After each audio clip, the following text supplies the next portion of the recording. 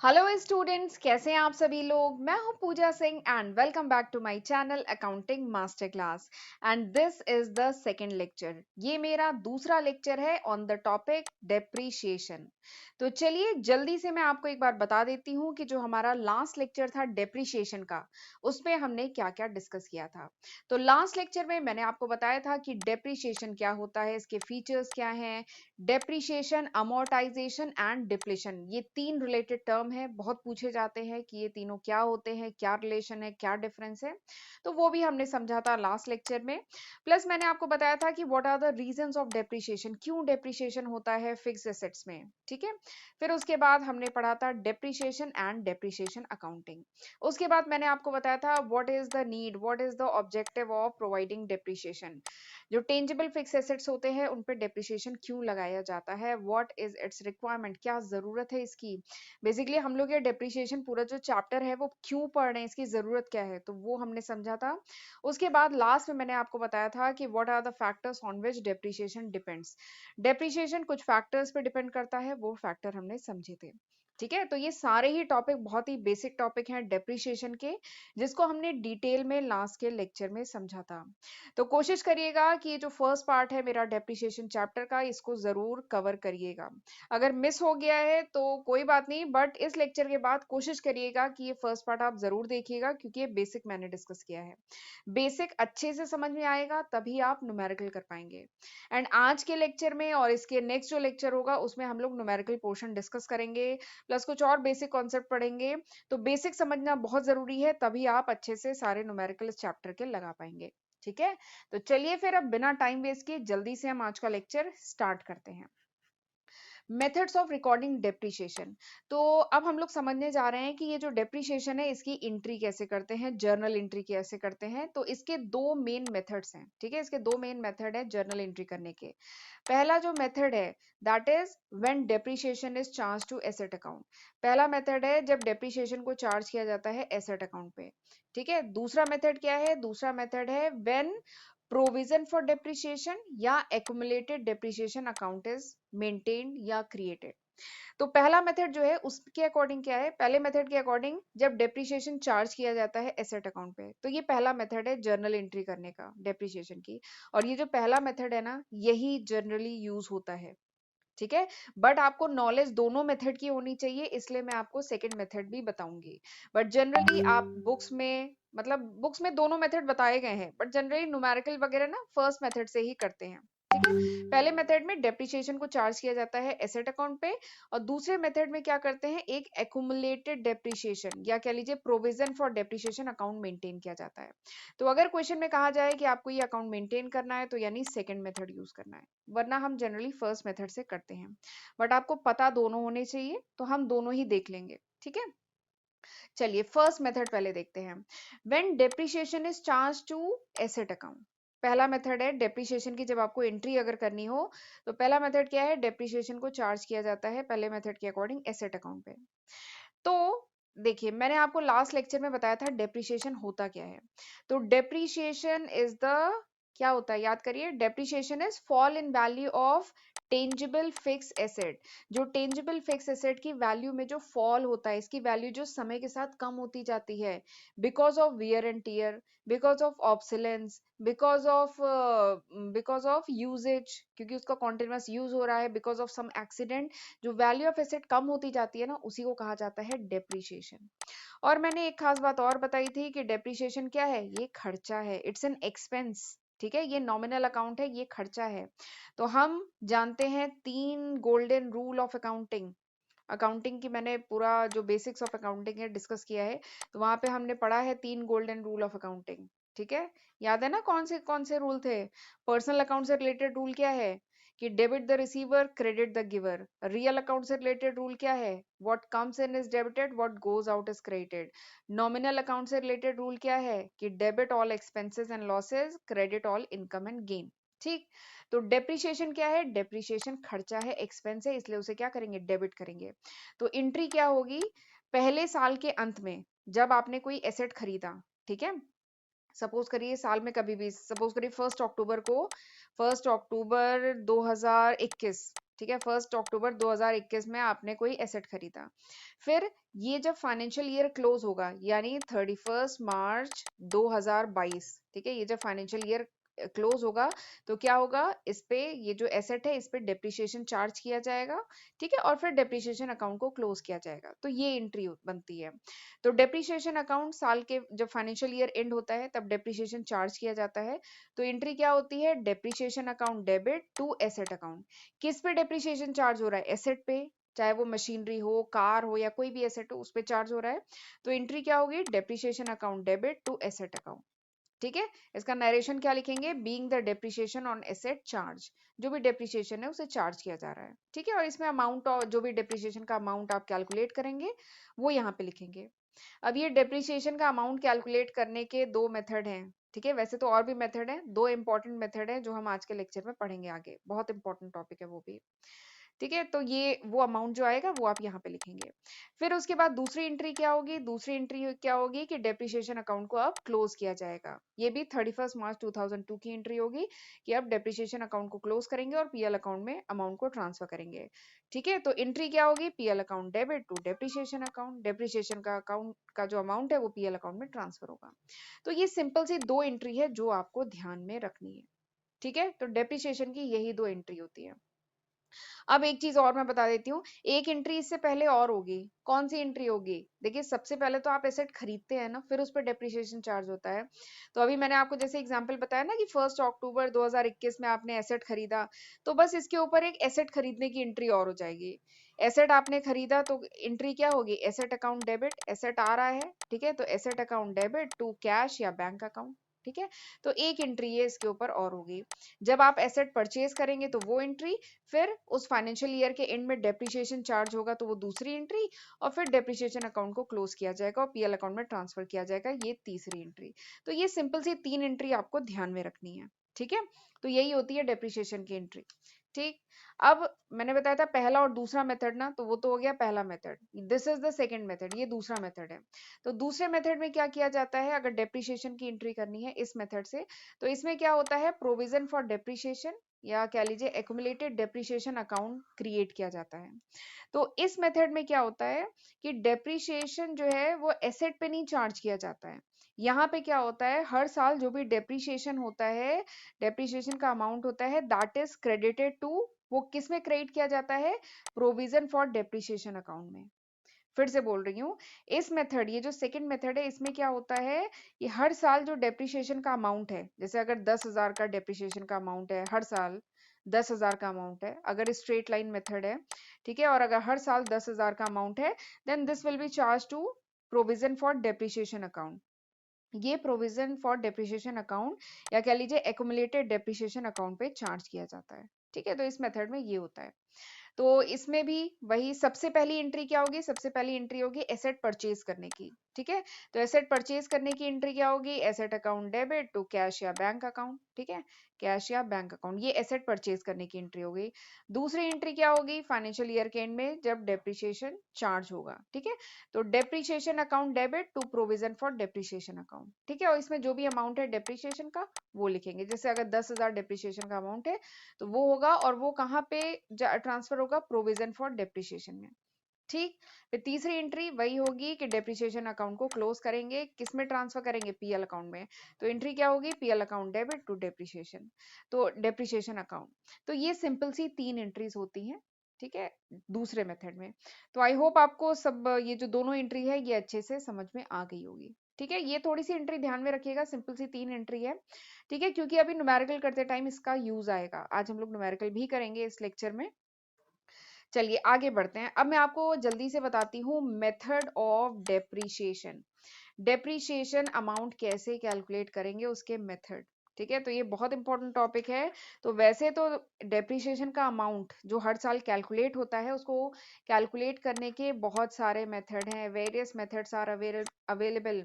लेकिन ये जो दो मेथड है ना, यही सबसे ज्यादा यूज होते हैं और यही सबसे ज्यादा दो पॉपुलर और मेन मेथड हैं।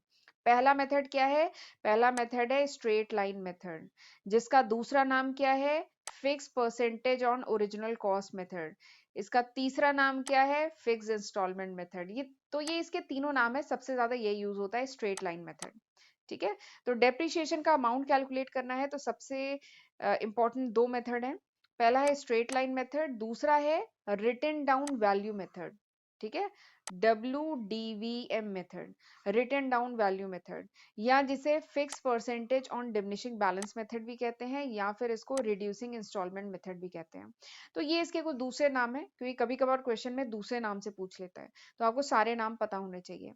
ठीक है, तो डेप्रिसिएशन का अमाउंट कैलकुलेट करने के दो मेन मेथड है, एक है एसएलएम मतलब स्ट्रेट लाइन मेथड, दूसरा रिटन डाउन वैल्यू मेथड। तो ये दो मेथड हैं, और आज के लेक्चर में हम लोग ये जो पहला मेथड है ना, इसको डिटेल में पढ़ेंगे और इस पे दो न्यूमेरिकल लगाएंगे। ठीक है, तो चलिए फिर पहला मेथड हम स्टार्ट करते हैं। पहला मेथड क्या है? Straight line method. तो स्ट्रेट लाइन मेथड, देखिए नाम से ही समझ में आ रहा है, स्ट्रेट लाइन मेथड यानी ये जो मेथड है ना, एकदम सिंपल, एक सीधी लकीर की तरह मेथड है, इसमें ज्यादा कॉम्प्लेक्स या कॉम्प्लिकेटेड नहीं है, बहुत सिंपल, एकदम सीधी लकीर की तरह ये मेथड है। इस मेथड में क्या होता है, इस मेथड में जो ओरिजिनल कॉस्ट है एसेट की, ठीक है, जैसे सपोज करिए 1 लाख रुपए का एसेट है, तो वही जो ओरिजिनल कॉस्ट है एसेट की, उसका एक सर्टेन परसेंट जो होता है वो होता है डेप्रिसिएशन, और उसी को राइट ऑफ किया जाता है हर साल एज डेप्रिसिएशन। ठीक है, फिर से बोल रही हूँ, ध्यान से समझिएगा। ये जो स्ट्रेट लाइन मेथड है, इसमें सिंपली क्या होता है, जो भी एसेट की ओरिजिनल कॉस्ट है, जैसे अगर 1 लाख रुपए की ओरिजिनल कॉस्ट है, तो उसका एक सर्टेन परसेंट, सपोज करिए जो परसेंट है वो 10% है। ठीक है, तो उसका एक सर्टेन परसेंट हर साल क्या होता है, वही होता है डेप्रिसिएशन, और उसी को हर साल राइट ऑफ किया जाता है एज डेप्रिसिएशन। तो this is straight line method, और इसके नाम से ही इसका काम समझ में आ रहा है कि ये बहुत ही सीधा साधा सिंपल लकीर की तरह बहुत सिंपल मेथड है, स्ट्रेट लाइन मेथड। ठीक है, और इसके कारण, क्योंकि आप देखिए यहाँ पे क्या है, 1 लाख रुपए की अगर एसेट की कॉस्ट है, ठीक है, और 10% इस पे डेप्रिसिएशन चार्ज हो रहा है, तो यहाँ पर हर साल जो डेप्रिसिएशन चार्ज होता है ना, वो उसकी ओरिजिनल कॉस्ट पे ही होता है। तो ओरिजिनल कॉस्ट पे 10% आप हर साल अगर लगाएंगे, तो यहाँ पे क्या है, जो अमाउंट ऑफ डेप्रिसिएशन आएगा वो क्या होगा, दैट विल बी यूनिफॉर्म। ये खास बात है इस मेथड की, कि यहाँ पे जो अमाउंट ऑफ डेप्रिसिएशन आता है वो सेम आता है हर साल, same amount of depreciation charge होता है।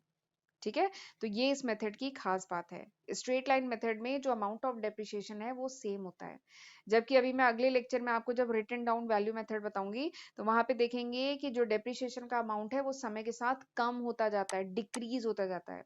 बट दिस मेथड में, इस मेथड के अकॉर्डिंग डेप्रिसिएशन का अमाउंट सेम रहता है। जैसे एग्जाम्पल के लिए सपोज करिए एक एसेट है, उसकी कॉस्ट है 1 लाख रुपए, 10% डेप्रिसिएशन है, तो यानी 1 लाख का 10% कितना हुआ, 10,000 हुआ। तो 10,000 क्या है, डेप्रिसिएशन, यही राइट ऑफ किया जाएगा हर साल एज डेप्रिसिएशन। ठीक, तो अब एक चीज है, अगर आपको रेट ऑफ डेप्रिसिएशन क्वेश्चन में दिया हुआ है, तब तो आप अमाउंट ऑफ डेप्रिसिएशन बहुत आसानी से निकाल लेंगे ना। अगर ये जो रेट है, रेट मतलब 10%, 20%, 30%, अगर रेट आपको दिया गया है क्वेश्चन में, तब तो आप डेप्रिसिएशन बहुत आसानी से निकाल लेंगे। ठीक है, बट अगर ये जो रेट है नहीं दिया है, तो उस केस में कैसे आप डेप्रिसिएशन निकालेंगे? तो उसके लिए ये दो फॉर्मूले हैं जो आप यूज करेंगे। तो अमाउंट ऑफ डेप्रिसिएशन निकालने का फॉर्मूला क्या है, कॉस्ट ऑफ एसेट, ठीक है, माइनस एस्टिमेटेड रिलाइजेबल या scrap value divided by number of year of expected useful life.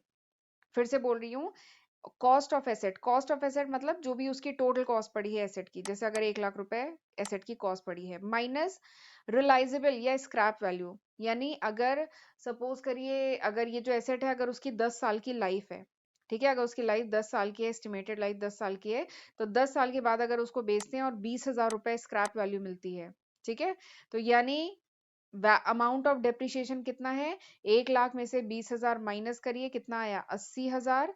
80,000 divided by 10, ये काटा आपने, आ गया 8,000 रुपए। तो दिस इज 8,000 जो है, इसका क्या आ गया, डेप्रिसिएशन।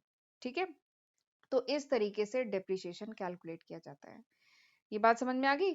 तो डेप्रिसिएशन का अमाउंट ऑफ डेप्रिसिएशन पता करना है, अगर परसेंटेज नहीं दी है, रेट नहीं दिया है, तो this formula is use, cost minus scrap value divided by number of year of expected useful life. ठीक है, तो अमाउंट आ जाएगा, और अगर अमाउंट पता चल गया तो आप रेट निकाल सकते हैं। अगर परसेंटेज के टर्म में आपको रेट निकालना है तो रेट ऑफ डेप्रिसिएशन कैसे निकालेंगे? अमाउंट जो आपने इससे ऊपर ये जो फॉर्मूले में निकाला, अमाउंट डिवाइड करेंगे टोटल कॉस्ट से, मल्टीप्लाई करेंगे 100 से, तो आपका परसेंटेज के टर्म में रेट आ जाएगा। तो ये दो फॉर्मूले आपको ध्यान में रखने हैं डेप्रिसिएशन निकालने के। अगर आपको परसेंटेज जो अगर रेट है डायरेक्टली क्वेश्चन में नहीं दिया है तो ये मेथड यूज करेंगे, ठीक है। और अगर डायरेक्टली दिया है तो कोई बात नहीं, सिंपल है, तब तो 1 लाख का सीधे 10% निकाल लिया, 20% जो भी रेट है वो निकाल लेंगे। तो बहुत आसान है डेप्रिसिएशन निकालना, ठीक है। जैसे एक एग्जांपल देखिए यहाँ पे है, वो जो एसेट है उसकी कॉस्ट है 1 लाख रुपए। तो पहले साल वो जो एसेट है उसकी ओरिजिनल कॉस्ट 1 लाख रुपए पूरी पड़ रही है, और अगर जो रेट ऑफ डेप्रिसिएशन है दैट इज 10%, अगर वो 10% है तो 1 लाख का 10% कितना हुआ? 1 लाख का 10% हुआ 10,000। तो ये आ गया पहले साल में डेप्रिसिएशन 10,000, ठीक है। दिस इज एक्यूमुलेटेड डेप्रिसिएशन, यानी पहले साल में कितना कलेक्टेड डेप्रिसिएशन है? 10,000 ही है। फिर अब बुक वैल्यू क्या हो जाएगी पहले साल के अंत में? फिर इसकी बुक वैल्यू क्या हो जाएगी? इसकी कॉस्ट, ओरिजिनल कॉस्ट में से डेप्रिसिएशन माइनस करेंगे तो बुक वैल्यू कितनी आ जाएगी? 1 लाख में से 10,000 गया 90,000, ठीक। फिर दूसरे साल की अगर हम बात करें, दूसरे साल ओरिजिनल कॉस्ट तो वही रहेगी 1 लाख, और फिर से डेप्रिसिएशन यहाँ पे किस पे चार्ज होता है? ओरिजिनल कॉस्ट पे। तो अगले साल भी डेप्रिसिएशन कितना आया? 10,000 आया, ठीक है। और अगर एक्यूमुलेटेड डेप्रिसिएशन की बात करें तो पहले साल का 10,000, दूसरे साल का 10,000, तो मिलके हो गया एक्यूमुलेटेड 20,000, ठीक है। तो बुक वैल्यू कितनी हो गई? अब 90,000 में से 10,000 और माइनस करिए तो दूसरे साल अब इस एसेट की वैल्यू होगी 80,000, ठीक है। और फिर तीसरे साल फिर से डेप्रिसिएशन लगेगा कितने का? 10,000, सेम। तो यही मतलब खास बात है एसएलएम मेथड की, स्ट्रेट लाइन मेथड की, कि यहाँ पे जो अमाउंट ऑफ डेप्रिसिएशन होता है दैट इज सेम, ये सेम होता है, यूनिफॉर्म होता है, एक जैसा होता है। क्यों? क्योंकि यहाँ पे डेप्रिसिएशन चार्ज होता है ओरिजिनल कॉस्ट पे। इसका रीजन क्या है क्यों ये सेम होता है? क्योंकि यहाँ पे डेप्रिसिएशन चार्ज होता है ओरिजिनल कॉस्ट पे, तो ओरिजिनल कॉस्ट तो सेम रहती है ना, ठीक है। और ये बुक वैल्यू जो है उसके अकॉर्डिंग फिर घटती जाती है, हर साल डेप्रिसिएशन लगता जाता है ओरिजिनल कॉस्ट पे, और बुक वैल्यू जो है घटती जाती है। और एक चीज और खास बात यहाँ पे देखिए कि यूजफुल लाइफ, अगर ये एसेट है इसकी अगर 10 साल की एक्सपेक्टेड यूजफुल लाइफ है तो 10 साल के बाद इसकी वैल्यू क्या हो जाएगी? इसकी वैल्यू हो गई 0। ये जो एसेट है इसकी वैल्यू क्या हो गई? 0। तो this is straight line method, ये है स्ट्रेट लाइन मेथड, ठीक है। आई होप आपको अच्छे समझ में आ गया होगा। चलिए कुछ एग्जाम्पल के साथ भी अभी मैं आपको कुछ एग्जाम्पल भी कराऊंगी। चलिए पहले कुछ इंपॉर्टेंट पॉइंट देख लेते हैं इस मेथड की, कि ये मेथड जो है इसमें क्या है? Amount of depreciation is same every year. ये बात तो अभी आपने एग्जाम्पल में देखी कि यहाँ पे जो अमाउंट ऑफ डेप्रिसिएशन होता है वो सेम होता है हर साल। क्यों? क्योंकि depreciation is charging on original cost, ठीक है। तो और एक और बात, दूसरा इंपॉर्टेंट पॉइंट इस मेथड का ये है कि अगर रेट ऑफ डेप्रिसिएशन दिया गया है, ठीक है, जैसे अभी इस एग्जांपल में 10% या 20% अगर रेट ऑफ डेप्रिसिएशन दिया है तो डेप्रिसिएशन को कैलकुलेट करते हैं ओरिजिनल कॉस्ट पे, जो अभी मैंने आपको बताया। तीसरा ये जो पॉइंट है ये काफी इंपॉर्टेंट है, और ये अभी हमारे न्यूमेरिकल में पॉइंट काम में आएगा, कि if the asset is purchase और सोल्ड ड्यूरिंग द ईयर, अगर किसी एसेट को परचेज या बेचा जा रहा है साल के बीच में, तो उस पर डेप्रिसिएशन कितना चार्ज होगा? तो उस पर डेप्रिसिएशन चार्ज होगा केवल उतने ड्यूरेशन, उतने पार्ट ऑफ ईयर के लिए जिस पार्ट में उस एसेट को यूज किया गया है। एक एग्जाम्पल के साथ समझाती हूँ। जैसे सपोज करिए कोई एसेट है उसे इंस्टॉल किया गया 1 जुलाई 2017 में, ठीक है। 1 जुलाई 2017 में उस एसेट को इंस्टॉल किया गया, ठीक है। और जो बुक ऑफ अकाउंट है वो कब क्लोज हो रही है? 31 मार्च 2018 को, ठीक है। तो जो डेप्रीशिएशन लगेगा वो कितने महीने का लगेगा? 9 महीने का ही लगेगा, क्योंकि ये जो एसेट है वो कितने महीने यूज हुआ? 9 महीने यूज हुआ ना। जुलाई से लेके मार्च तक कितना महीना हुआ? जुलाई से लेके मार्च तक कितने महीने हुए? 9 महीने हुए। तो 9 महीने तक ही एसेट यूज हुआ है।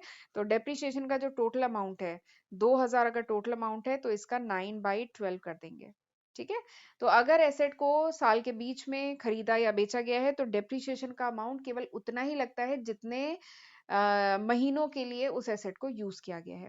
तो ये पॉइंट बहुत इंपॉर्टेंट है, ये पॉइंट अभी हमारे न्यूमेरिकल में यूज आएगा, ठीक है। तो इसको थोड़ा सा ध्यान रखिएगा। चलिए आगे बढ़ते हैं। अच्छा, आगे बढ़ने से पहले मैं बताना चाहती हूँ कि this is the list of subject जो मैं आज की तारीख यानी कि अप्रैल 2022 तक अपने चैनल पे अपलोड कर चुकी हूँ। अगर ये वीडियो आप कुछ महीने बाद देख रहे हैं, कुछ साल बाद देख रहे हैं, तो होपफुली मैं इसमें काफ़ी न्यू सब्जेक्ट ऐड कर चुकी होंगी। ये अभी तक है। अभी तक मैं अपने चैनल पे 400 से भी ज़्यादा वीडियो लेक्चर्स अपलोड कर चुकी हूँ इन सारे सब्जेक्ट्स पे। इन सब की सेपरेट प्लेलिस्ट मैंने अपने चैनल पे बनाई हुई है, तो ज़रूर इसका फ़ायदा उठाइएगा, खुद भी पढ़िएगा और अपने फ्रेंड्स के साथ भी ज़्यादा से ज़्यादा शेयर करिएगा। राइट? तो चलिए फिर आगे बढ़ते हैं, और मेरे चैनल को अभी तक नहीं सब्सक्राइब किया है तो सब्सक्राइब कर लीजिएगा, और नोटिफिकेशन बेल भी प्रेस करना बहुत ज़रूरी है, तभी आपको नोटिफिकेशन मिलेगी of my upcoming videos. Okay, तो चलिए आगे बढ़ते हैं। अब मैं जल्दी से आपको बताती हूँ इस मेथड के कुछ मेरिट्स। तो सबसे पहला जो मेरिट है इस मेथड का, that is simple method of calculating. बहुत सिंपल था ना, आपने देखा, कोई दिमाग नहीं लगाना था, सिंपल आपको परसेंट निकालनी थी, कोई कॉम्प्लिकेशन नहीं है, बहुत इजी है। जबकि अभी मैं जब सेकंड अगला मेथड बताऊंगी, रिटन डाउन वैल्यू मेथड, तो वहां पे थोड़ा सा ध्यान देने की जरूरत है। वैसे वो कोई टफ ऐसा मेथड नहीं है, बट थोड़ा सा ध्यान देने की जरूरत है। अगर वो ध्यान नहीं दिया तो आंसर गलत हो जाएगा। बट इसमें बहुत सिंपल है, इसीलिए इसका नाम है स्ट्रेट लाइन, एकदम सीधी लकीर की तरह सिंपल सा मेथड है। तो it's a simple method of calculating. दूसरा इसका मेरिट क्या है कि asset can be depreciated up to the estimated scrap value और जीरो वैल्यू। ये जो मेथड है, इस मेथड के अकॉर्डिंग अगर ये मेथड यूज करते हैं तो एसेट जो है वो डेप्रिशिएट हो के जीरो वैल्यू भी हो सकती है, ठीक है, या फिर उसकी स्क्रैप वैल्यू तक भी पहुंच सकता है। तो जैसा आपने एग्जाम्पल देखा था कि एसेट में हर साल अगर 10,000 का डेप्रिशिएशन लगता जाए तो अल्टीमेटली जीरो हो जाएगा। ठीक है। तीसरा जो मेरिट है इस मेथड का वो ये है कि हर साल PL account is debited by the same amount of depreciation. यहाँ पे जो डेप्रिसिएशन का अमाउंट होता है दैट इज सेम, 10,000, 20,000, 25,000, जो भी अमाउंट ऑफ डेप्रिसिएशन है वो सेम रहता है। तो इससे क्या होता है, हर साल जब डेप्रिसिएशन अकाउंट क्लोज होता है और उसे पीएल अकाउंट में ट्रांसफर करते हैं, तो there is a same effect on PL account every year. हर साल पीएल अकाउंट पे सेम इफेक्ट पड़ता है। तो this is the third merit. तो ये तीन मेरिट्स हैं इस मेथड के। चलिए आगे बढ़ते हैं। अब मैं आपको कराऊंगी दो न्यूमेरिकल इस टॉपिक पे। तो चलिए देखते हैं न्यूमेरिकल। पहला क्वेश्चन, क्वेश्चन क्या है, वैसे वीडियो को एक बार पॉज कर लीजिए, ठीक है, और क्वेश्चन एक बार खुद रीड करिए, बाकी मैं करा रही हूँ, ठीक है। तो क्वेश्चन क्या है, a firm bought a machinery for 7,40,000। एक फर्म है, उसने 7,40,000 की एक मशीनरी खरीदी है 1 अप्रैल 2017 को, ठीक है, एंड 60,000 उसके इंस्टॉलेशन में खर्चा हुआ है। उसकी जो यूजफुल लाइफ है वो कितने साल की है, वो 5 साल की इसकी यूजफुल लाइफ है। और जो इसकी scrap value, estimated scrap value है वो है 40,000। तो आपको फाइंड आउट करना है annual depreciation and rate of depreciation. आपको annual depreciation and rate of depreciation calculate करना है। This is the question. तो हम जानते हैं, हमने फॉर्मूला पढ़ा है, देखिए यहाँ पे आपको रेट ऑफ डेप्रिसिएशन नहीं दिया है, वो तो कैलकुलेट करना है।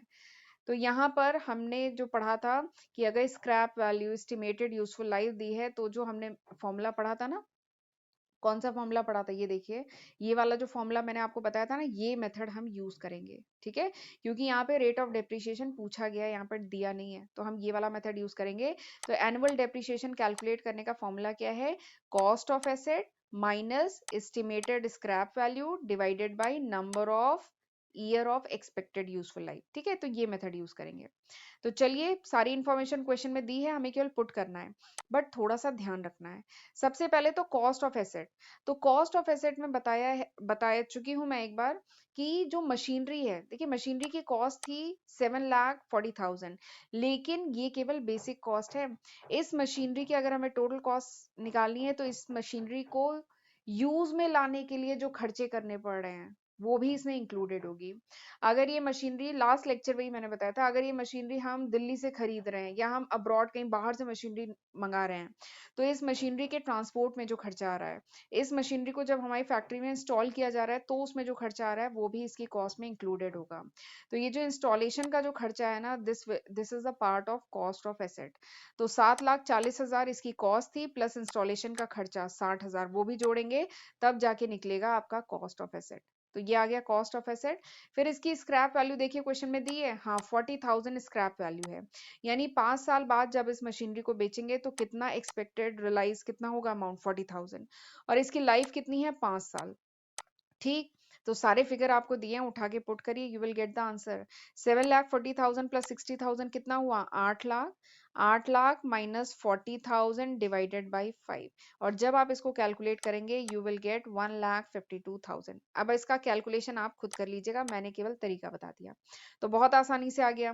फिर ये तो आ गया अमाउंट ऑफ डेप्रिसिएशन। अगर रेट पता करना है तो क्या करेंगे? रेट पता करना है तो amount of depreciation divided by cost of asset. ठीक है, अमाउंट ऑफ डेप्रिसिएशन या कह लीजिए एनुअल डेप्रिसिएशन, यानी हर साल कितना डेप्रिसिएशन लग रहा है। ठीक है, वही अमाउंट।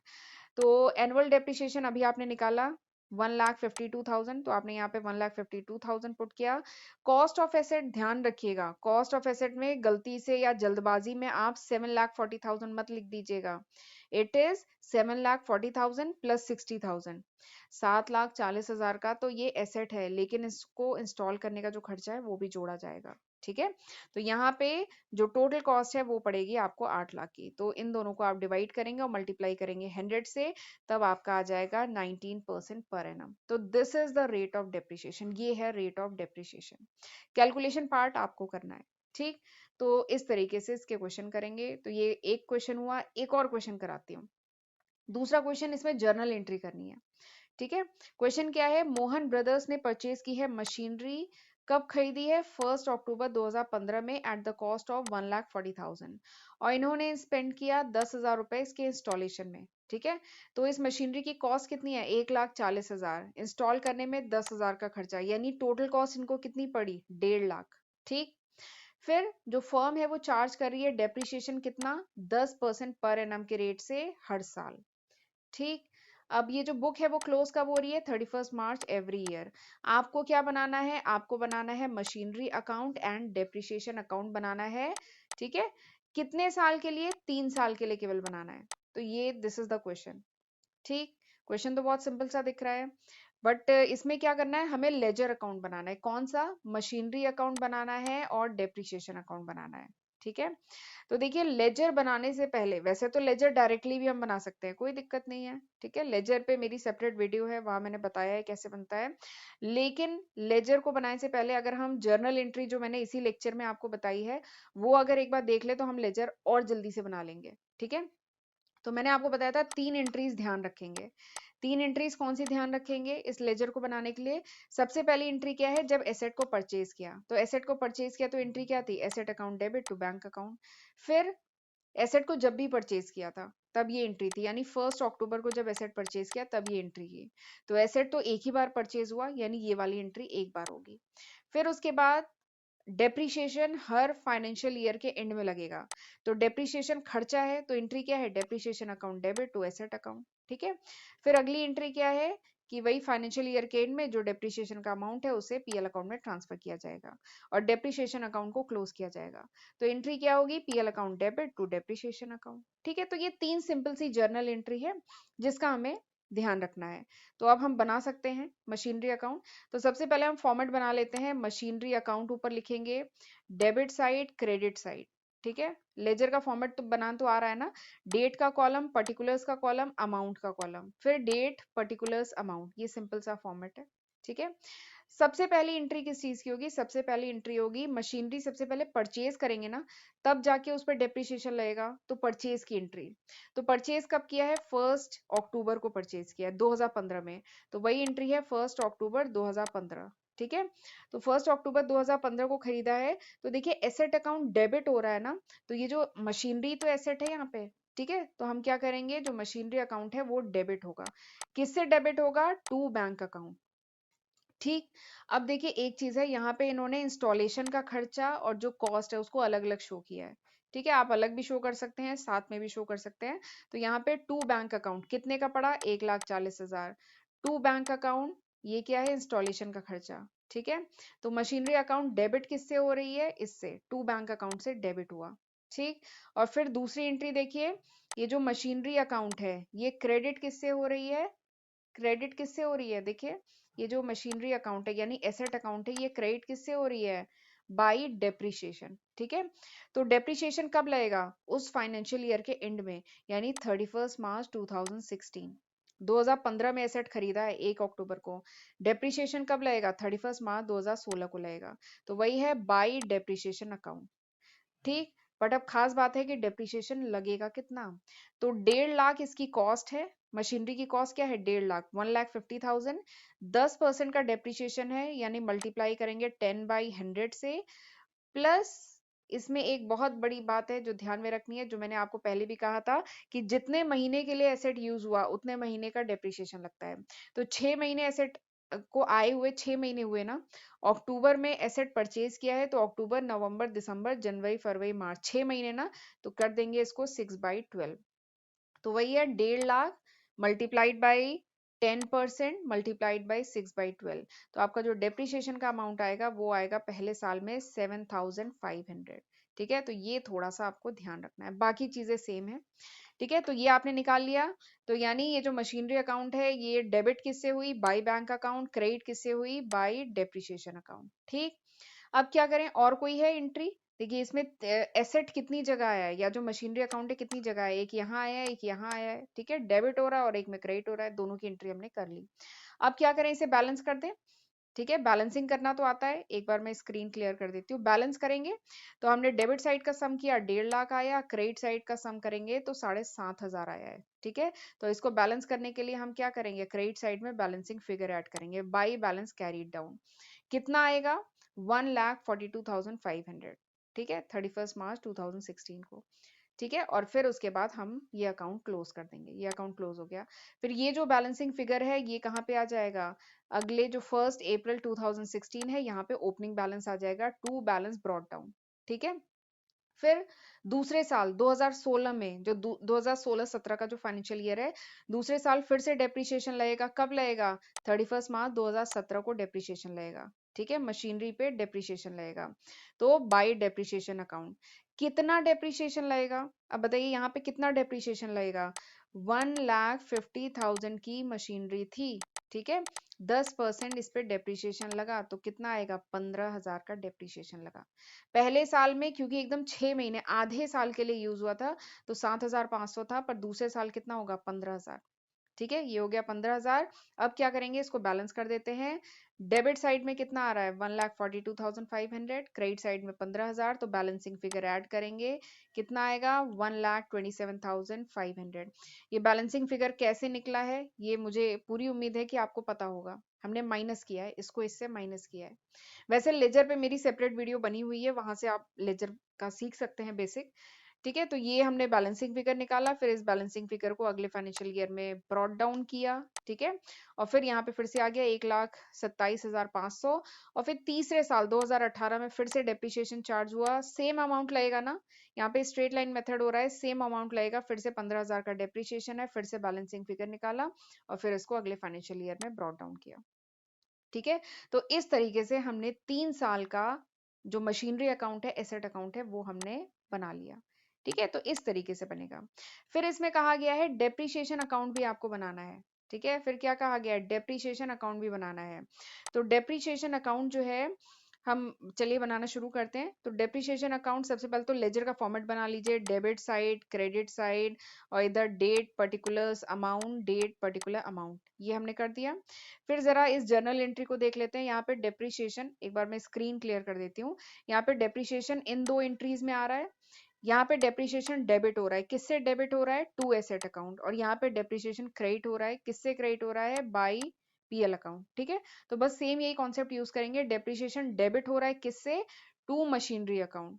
ठीक है, और डेप्रिसिएशन क्रेडिट हो रहा है किससे? By PL account. ठीक है, और पहले साल में डेप्रिसिएशन का अमाउंट कितना था? 7,500। तो यहाँ पे लिखेंगे 7,500। और यहाँ पे डेट का ख्याल रखिएगा, डेप्रिसिएशन हमेशा साल के फाइनेंशियल ईयर के एंड में लगता है।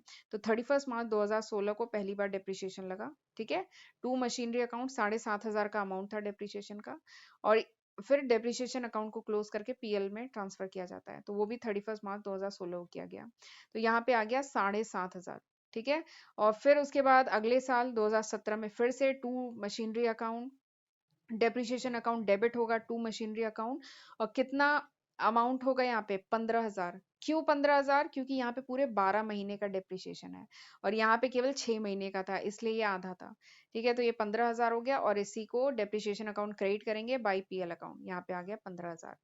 फिर तीसरे साल फिर से 2018 में डेप्रिसिएशन अकाउंट डेबिट होगा किससे, टू मशीनरी अकाउंट, और यहाँ पे आएगा 15,000, और डेप्रिसिएशन अकाउंट क्रेडिट होगा किससे, बाई पीएल अकाउंट, कितना अमाउंट आएगा, 15,000।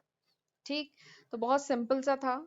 आई होप आपको समझ में आ गया होगा। जर्नल एंट्री थोड़ा सा ध्यान रखिएगा, यही 3 जर्नल एंट्री है, ये 3 जर्नल एंट्री समझ में आ गई तो आप ये लेजर तो बना लेंगे। ठीक है, डेप्रिसिएशन अकाउंट यहाँ पे डेबिट हो रहा है, तो किससे डेबिट हो रहा है, टू एसेट अकाउंट, तो इसीलिए हमने यहाँ पे टू एसेट, मशीनरी एसेट है ना, तो इसलिए हमने टू एसेट अकाउंट इधर लिखा। और डेप्रिसिएशन अकाउंट देखिए इसमें अगली वाली एंट्री में यहाँ पे क्रेडिट हो रहा है, किससे क्रेडिट हो रहा है, बाई पीएल अकाउंट, तो इसलिए यहाँ पे हमने बाई पीएल अकाउंट डेप्रिसिएशन को डेबिट किया बाई पीएल अकाउंट। और अमाउंट तो आप जानते हैं, जो अमाउंट डेप्रिसिएशन का है वो लिखा जाएगा यहाँ पे। तो इस तरीके से ये क्वेश्चन किया जाएगा। ठीक है, तो आई होप आपको अच्छे से समझ में आ गया होगा। तो चलिए एक बार शॉर्ट में मैं आपको बता देती हूँ आज हमने क्या क्या पढ़ा। तो आज के लेक्चर में हमने पढ़ा method of recording depreciation, depreciation को रिकॉर्ड करने के मेथड। तो दो मेथड थे, एक मेथड में डेप्रिसिएशन चार्ज किया जाता है एसेट पे, दूसरे मेथड में क्या करते हैं हम, provision for depreciation account maintain करते हैं। ठीक है, फिर उसके बाद मैंने आपको बताया method of calculating depreciation, depreciation को कैलकुलेट करने के मेथड। तो दो मेथड हैं, एक एसएलएम मेथड है और एक है WDVM method, written down value method. ठीक है, तो आज के लेक्चर में हमने एसएलएम मेथड पढ़ा है, अगले लेक्चर में डब्ल्यूडीवीएम मेथड पढ़ाऊंगी। ठीक है, और फिर उसके बाद उस पे बेस्ड हमने दो न्यूमेरिकल लगाए हैं। और आई होप आपको आज का लेक्चर अच्छे से समझ में आया होगा। तो प्लीज मुझे कमेंट सेक्शन में जरूर बताइएगा कि ये लेक्चर कैसा था। ठीक है, तो मुझे आपके कमेंट का हमेशा इंतजार रहता है, रहेगा। ठीक है, तो चलिए फिर मिलते हैं अगले लेक्चर में। अगले लेक्चर में अब मैं सेकंड मेथड पढ़ाऊंगी और उसके बाद हमारा ये जो चैप्टर है वो क्लोज हो जाएगा। ठीक है, तो this was all about today's lecture. मिलते हैं अगले लेक्चर में, तब तक अपना ध्यान रखिएगा। God bless you.